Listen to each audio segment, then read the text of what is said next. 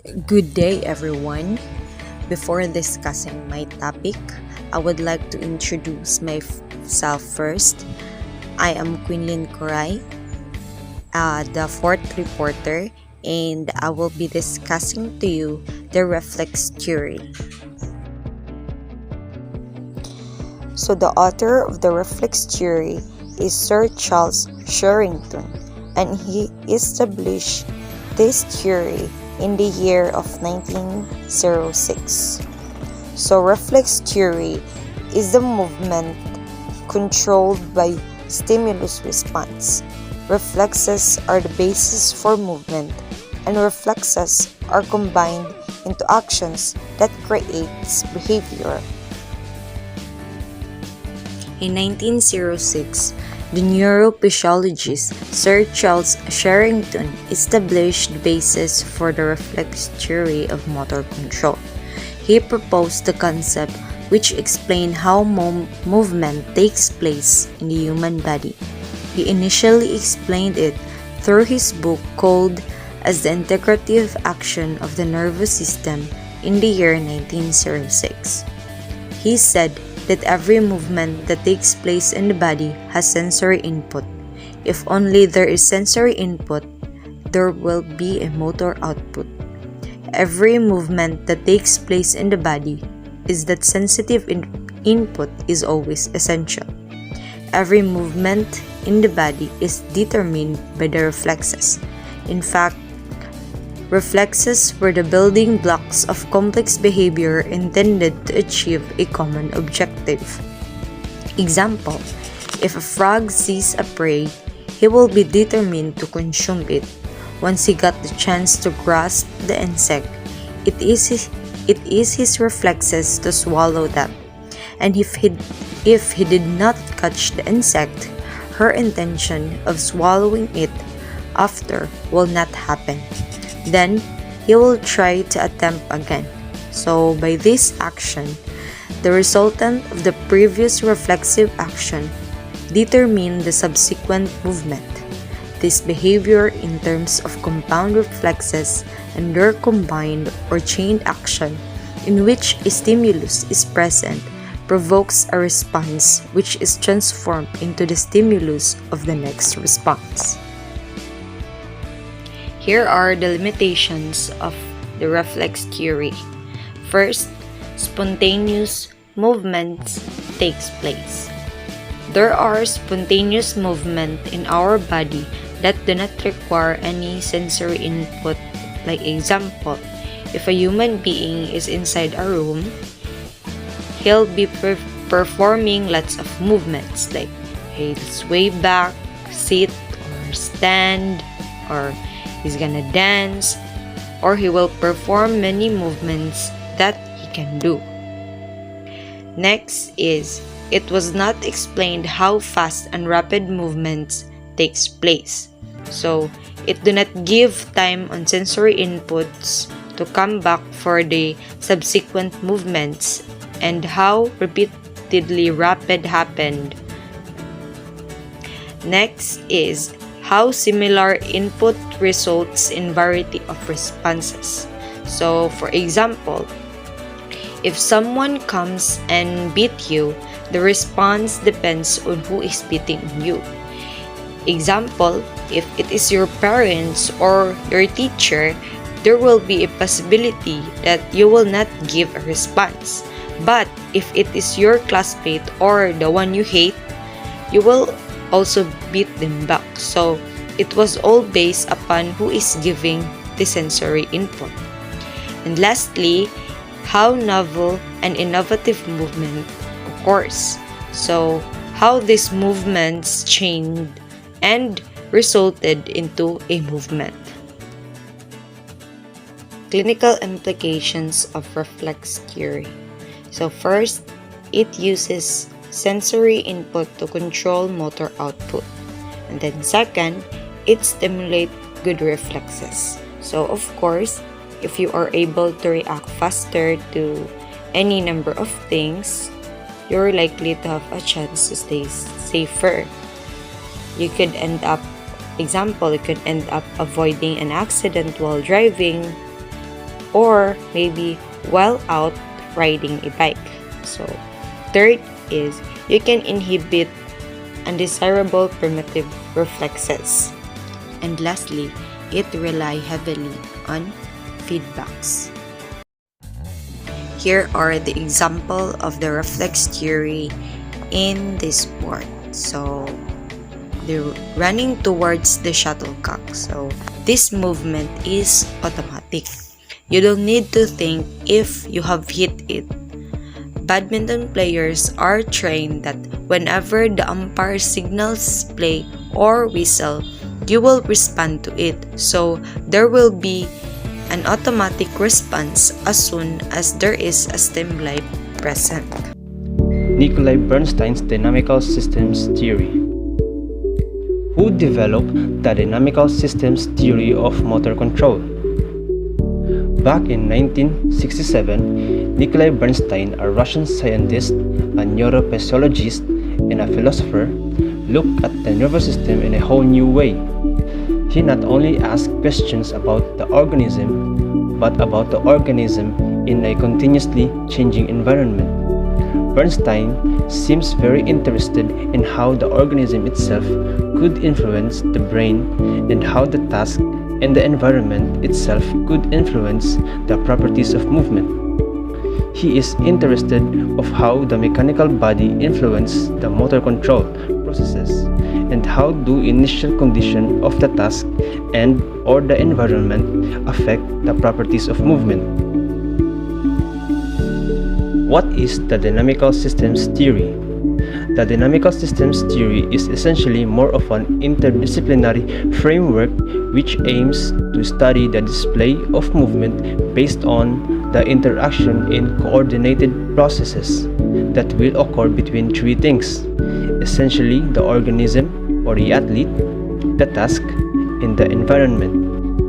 In the implication of each of these three cannot look at independently, as the behavior of the organism or the athlete performing the task is entirely dependent on that which the environment is and where the constraints are present.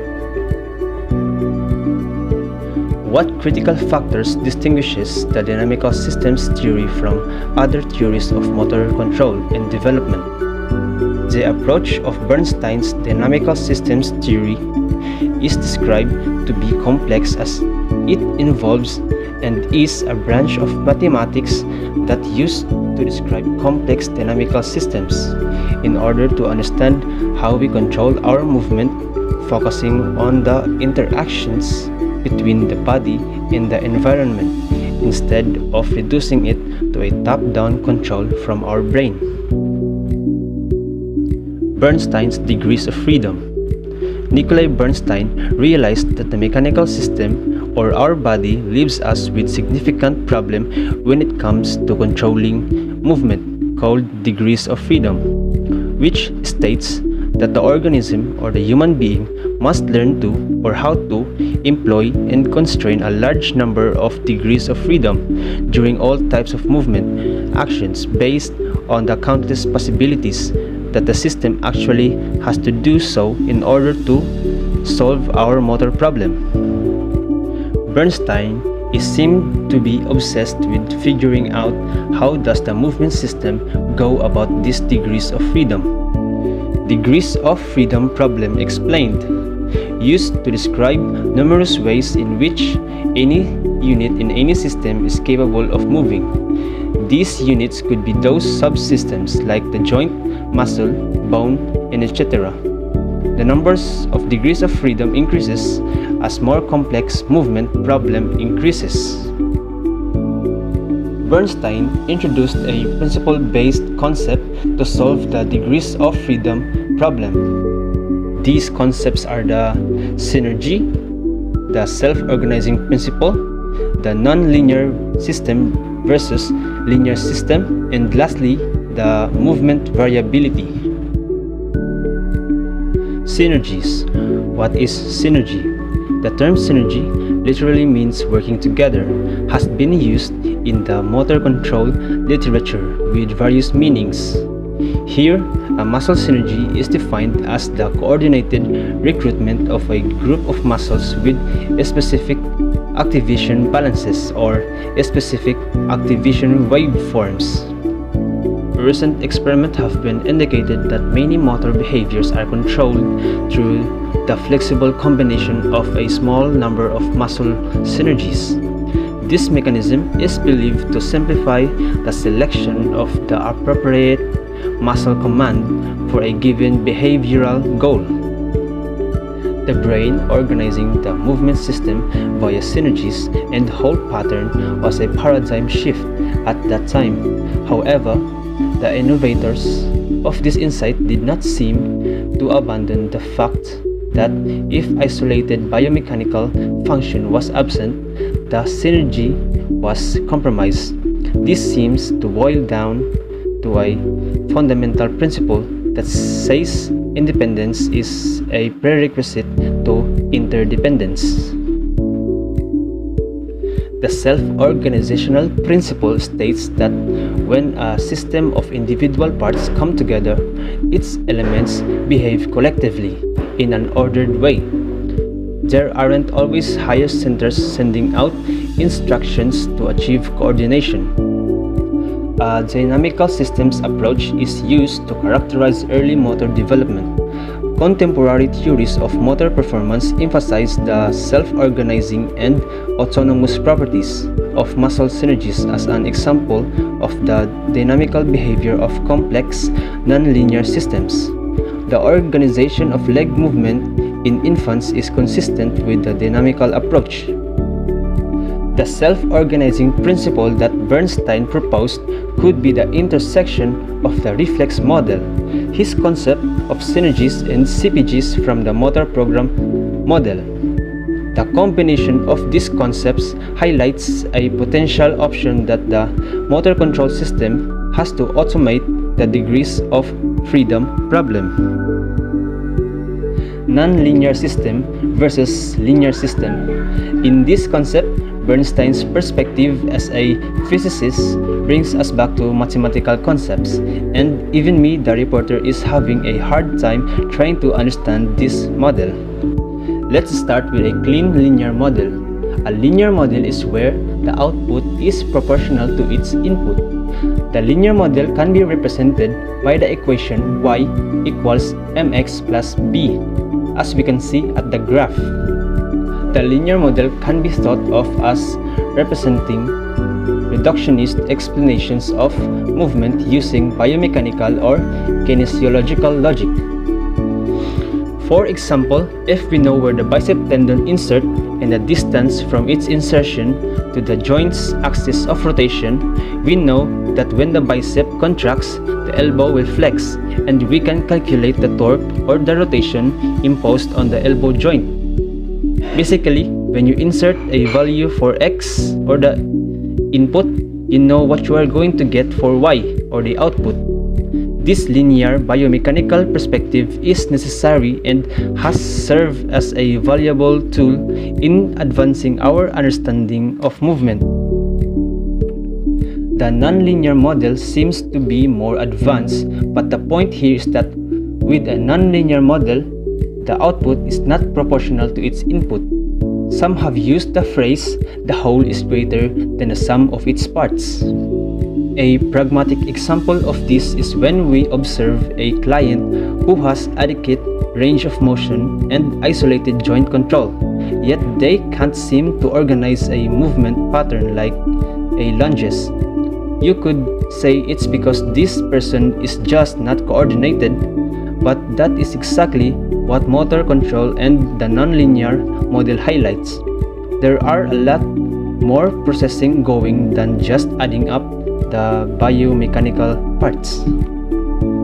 So when we discuss motor control, we have to get comfortable with more abstract thinking and more ambiguity compared to the biomechanical model. This transition can be quite difficult and uncomfortable at first, but if you can embrace the struggle, it is worth it. Movement variability. This seems to be one of the most popular concepts in terms of the dynamic systems theory in the rehabilitation industry today. In contrast, the dynamic systems model sees variability as a critical component to optimize function. Variability allows for adaptive strategies in a changing environment and task. In support of this thought process, it was studied that motor skill acquisition includes variations that occurs normally in motor performance across multiple repetitions of the same task. Movement variability is defined as the normal variations that occurs in motor performance across multiple repetitions of a task. Bernstein described movement variability quite eloquently as repetitions without repetitions. Traditionally, movement variability has been linked to noise and error being considered to be random and independent. This theoretical approach blends well with traditional statistical and assessment methods of movement variability that assume randomness and independence of observations. However, numerous studies have indicated that when movement is observed over time, variations are closely related with each other, neither being random nor independent. Practically, traditional methods can mask the temporal structures of movement variability and contain little information about how movement changes over time. Limitations of the dynamical systems theory.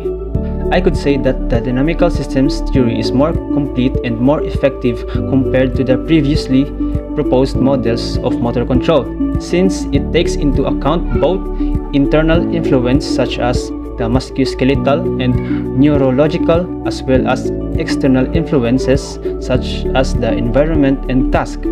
However, as Shumway Cook and Walcott mentioned in their book Motor Control, one of the biggest limitations of this model is that some of the dynamic systems camps gives mathematical formulas and principles of biomechanics and basics, a more dominant rule in describing motor control than actual nervous system itself. This way of looking into movement may make the dynamic system model more attractive to biomechanical engineers compared to physical therapists, chiropractors, athletic trainers, and performance coaches. Premises of the dynamical systems theory: movement emerged to control degrees of freedom. Patterns of movement self-organize within the characteristics of environmental conditions and the existing body system of the individual. Functional synergies are developed naturally through practice and experience and help solve the problem of coordinating multiple muscles and joint movement at once. De-emphasize commands from CNS in controlling movement and emphasize physical explanations for movement. Clinical implications of the dynamical systems theory: movement is an emergent property from the interactions of multiple elements. Understand the physical and dynamic properties of the body. It is velocity, important for dynamics of movement, may be good to encourage faster movement in patients to reduce momentum and therefore help weak patients move with greater ease.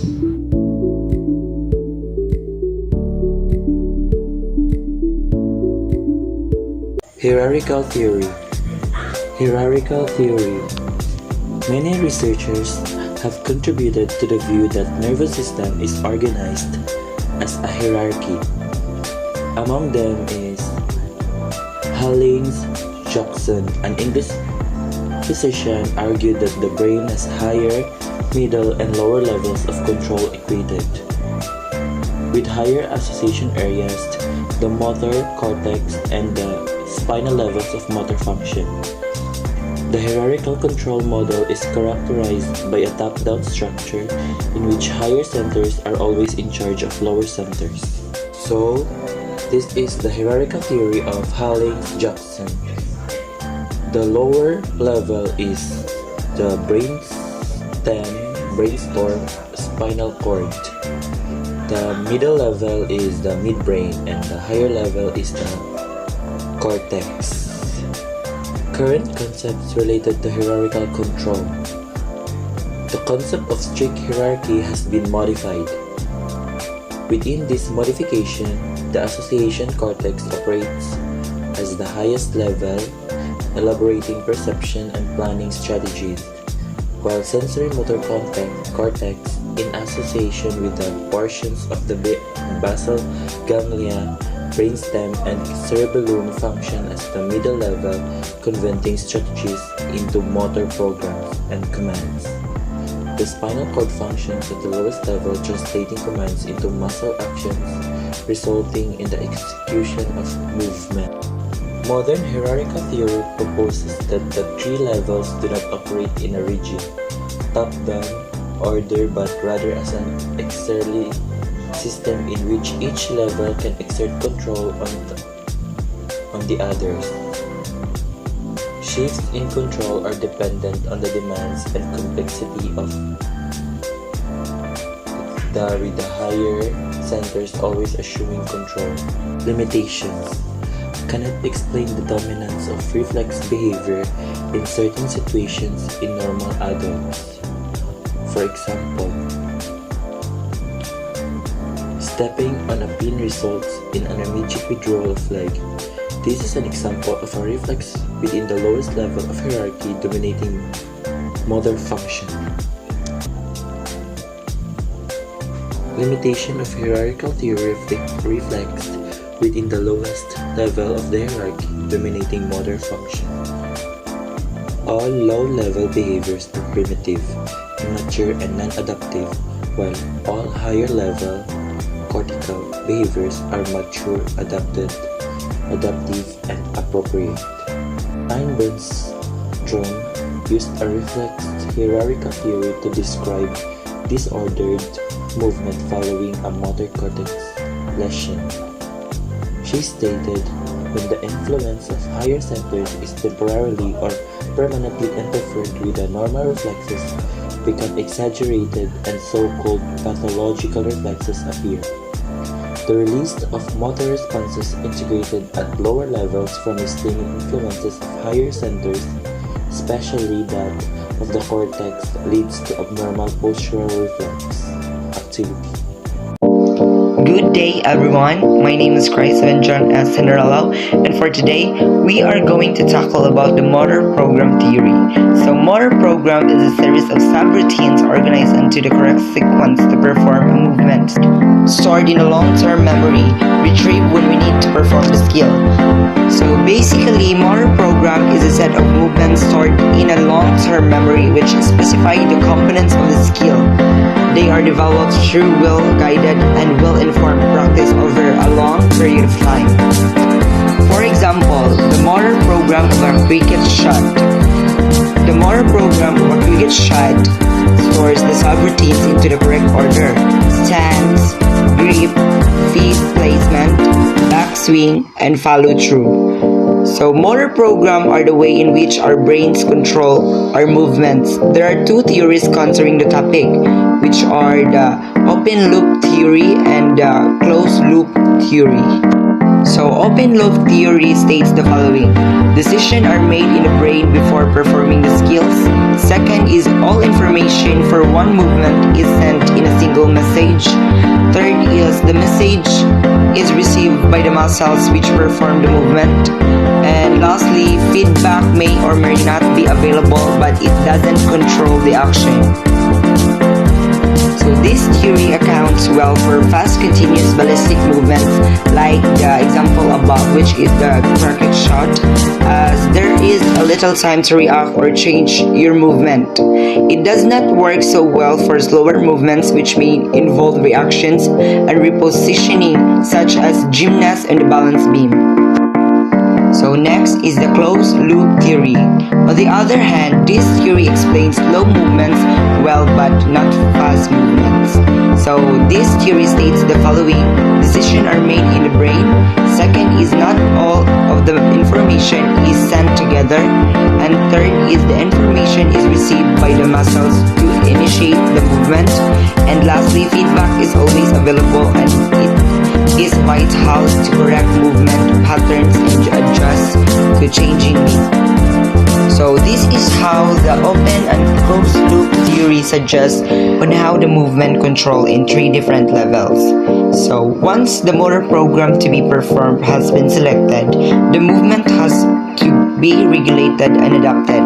So the open and closed loop theory suggests we control the movement in 3 different levels depending on the extent to which the central nervous system is involved. So in level 1 is the open loop control. So the open loop control is the fastest movement that you need to do, which is a good example is the golf swing. So in level 2, which is the closed loop control, so this level will be the small adjustments whilst undertaking the skill. So feedback will be via the muscles like gymnasts in balancing the beam. And the third level is a closed loop control. This level of control will require a cognitive process, and so feedback is therefore via the brain. So level 3 will take slightly more time than level 2. Theories of motor control. The ecological theory. Our motor systems allow us to interact most effectively with the environment to perform goal-oriented behavior. Actions require perceptual information that is specific to a desired goal-directed action performed within a specific environment. Perception focuses on detecting information in the environment that will support the actions necessary to achieve the goal. This theory of development that was created by American psychologist James G. Gibson during the 1960s and 1970s. Gibson developed what he called an ecological approach to the study of visual perception, according to which humans perceive their environment directly without mediation by cognitive processes or by mental entities such as sense data. Gibson created a highly influential theory of affordances, which are qualities of an object or environment that communicate opportunities to do certain things. According to Gibson, affordances exist naturally and are directly perceived by the viewer. His work had a large impact in human factors engineering or ergonomics, which is partly concerned with the perceived affordances in product designed for human use. Affordance are possibilities for action, what the environment offers the animal. Possibilities for action depends on the fit between animals' bodily capabilities and physical properties of the environment. In Gibson's view, we do not perceive stimuli or retinal images or sensations or even just things. What we perceive are things that we can eat or write with or sit down on or talk to. We don't only perceive the size or distance of objects. We perceive whether something is within arm's reach and whether it will fit into our grasp. What we perceive are the functional relations between self and the world. Gibson identified 4 important aspects of human behavior that develop. First, agency. Second, prospectivity. Third, search for order. And lastly, flexibility. Agency, self-control, intentionality in behavior. Agency is learning to control both one's own activity and external events. Babies learn at an early age that their actions have an effect on the environment. This realization comes about through motor activity and perceptual learning. Infants learn at a remarkably early ages that their actions have an effect on the environment, that some events going on around them are amenable to their control, and that they can in fact regulate their own action. Prospectivity is an intentional, anticipatory, planful, and future-oriented behavior. behavior extends over time. At any moment, perceptual consequences of preceding actions inform the planning of subsequent actions. Prospectivity refers to the forward-looking quality of behavior. To select and perform actions adaptively, perceptions must be planful and prospective. Third, we have search for order. It is a tendency to see order, regularity, and pattern to make sense of the world. And lastly, we have flexibility. It is a perception can adjust to a new situations and bodily condition such as growth, improved motor skills, or sprained ankle. Perception is an ongoing active process. Flexibility improves with learning and development. Expansion of the repertoire of available actions provide more options for confronting novel challenges. Moreover, experiencing new environmental conditions provides opportunities to generalize old skills to new settings and to develop new solutions on the fly. Gibson used experimental procedures while also attempting to retain ecological validity by stimulating important features of the child's natural environment. In keeping with the idea of affordances, Gibson's tried to provide multimodal stimulation for infants in these experiments, multiple kinds of objects, faces, or surfaces, and ways of obtaining feedback through movement and exploration. Gibson's theory of learning extends beyond perceptions and the hallmark of human behavior. Many psychologists think of cognition exclusively in terms of problem solving, reasoning, conceptualizing, remembering, and so on. However, Gibson points out that these processes, like the hallmark of behavior, begin with and depend on knowledge that is obtained through perceptions. Good day everyone, I am Jacqueline Marie Escartin, and now let's proceed to the last theory of motor control, which is the system model theory. So the first person who founded system model theory is Nikolai Bernstein. Nikolai Bernstein is a Russian psychologist whose work spans much of the early 20th century. Bernstein was one of the pioneers in the field of motor control and motor learning, inventing original devices that track the motion of people with and without experience of action.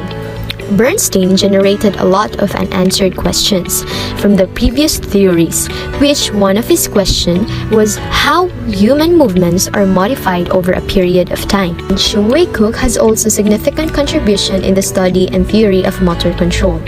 And Shumway Cook is a provider established in Lake Forest Park, Washington, and her medical specialization is physical therapist. She is one of the author of the book Motor Control, which has various book versions.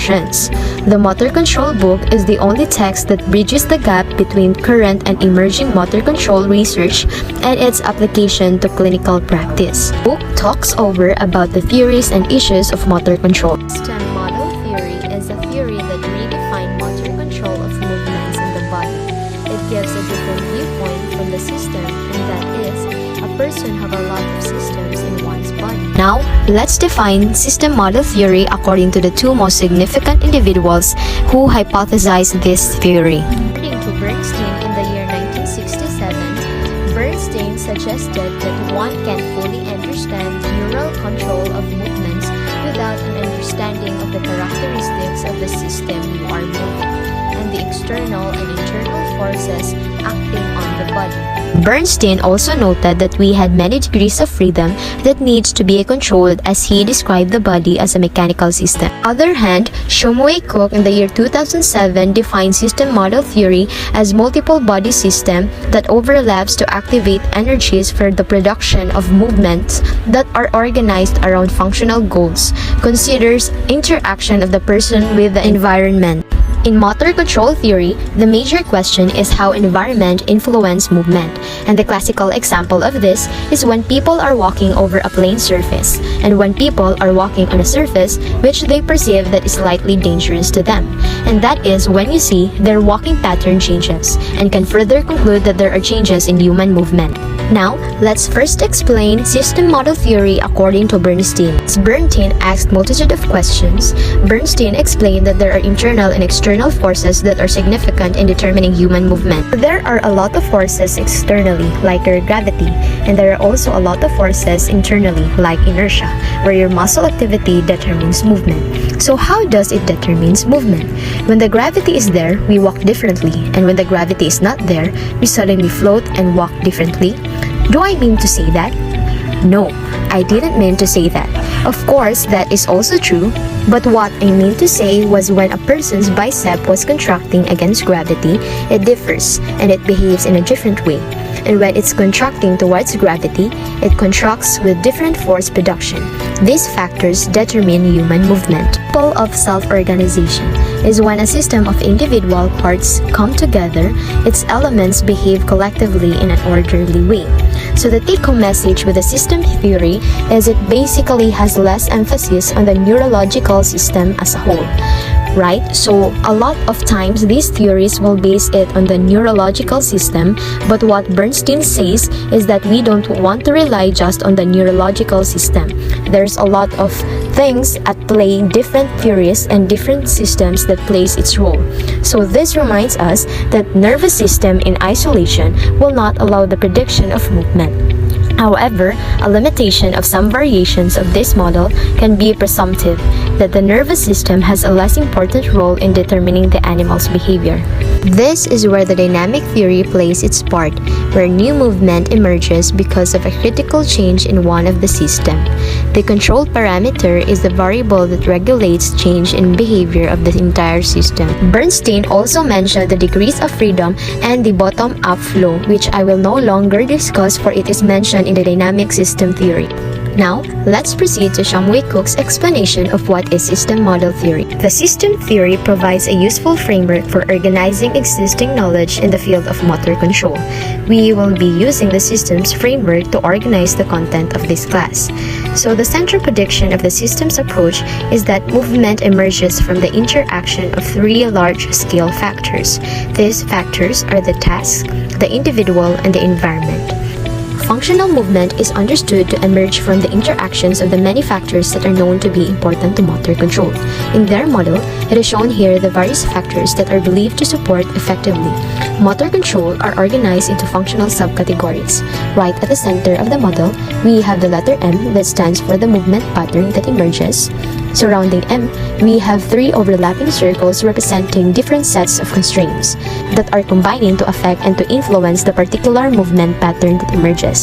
T stands for task, and it is split into three core functional: the task attributes, the ability to regulate posture, the ability to be mobile in the environment, and the ability to manipulate objects in the environment. I stands for individual and captures the various functional subsystems within the individual that support effective motor control. This includes motor capabilities, sensory capabilities, and cognitive capabilities. Lastly, we have E, which stands for the effects of the environment.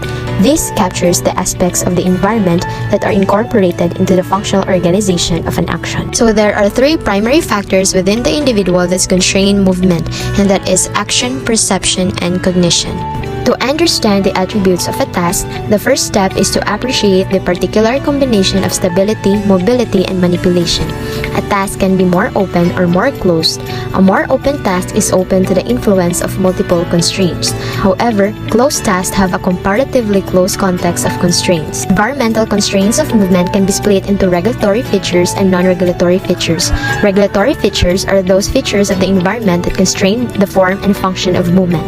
Non-regulatory features are those features of the environment that can affect motor behavior, but the movement does not have to conform with them. The system theory suggests that if you understand more and more about the various constraints that come together to influence the form and function of the movement, then you can make use of this knowledge to help patients regain motor function. A system model suggests that movements results from the interaction of multiple systems working in synchrony to solve a motor problem. The advantage of the system model is that it can account for the flexibility and adaptability of motor behavior in a variety of environmental conditions. Functional goals as well as environmental and task constraints play a major role in determining movements. Individuals with neurological conditions that affect the upper extremity function may need to relearn previously acquired motor skills with an alternate number and quality resources available to them to exemplify how movement problems are solved. Now let's expound this by giving examples. First case, Joanne is a 38-year-old female who sustained a traumatic brain injury that led to upper extremity hemiplegia. As she attempts to put on her clothes while sitting in the edge of the bed, she must learn to solve this problem with the constraint imposed by her brain injury in order for her to be successful, which both internal and external must join and with consideration. When she performs this functional movement, internal factors may include strength, flexibility, coordination, pain level, motivation, cognition, autonomic function, and sitting balance. Minimum external factors may include the type of shirt, firmness of the bed, the type of floor surface, the availability of assistive devices, and outside distractions. In order to complete the task of upper body dressing, all available systems must work together to produce a single strategy. This is what they call neurological conditions, where a system model of control suggests multiple factors. Another example, consider the intelligent behavior of a colony of insects, such as a beehive. There isn't any one bee that knows how to do all the important things that needs to be done. Build a hive, make honey, raise babies, repel predators, and etc. Instead, these jobs get done as a result of the complex interactions between thousands of different bees, who are all just mindlessly following simple algorithms for behavior. Similarly, the intelligence controlling our movement emerges from complex interactions between millions of different body parts and the environment. Now, let's proceed to its limitation. System model theory does not focus heavily on the interaction of the organism with the environment, and the presumption nervous system less important role in determining animals' behavior. When all of these other theories say, hey, the neurological system is the key, no, it's the central nervous system. This theory says that the neurological system or the nervous system isn't the only system that's important. You've got other musculoskeletal, you've got other factors that are important. That's why this theory is a little bit complicated. Last but not the least, let's have the clinical implication of the system model theory. First, it stresses the importance of understanding the body as a mechanical system. Second, when working with a patient of CNS deficit, therapists must be careful to examine impairments in musculoskeletal as well as the neural system. Third, examination and intervention must focus on interacting impairments among multiple systems. Fourth, identifiable functional tasks. Fifth, practice under a variety of conditions. And sixth, modify environmental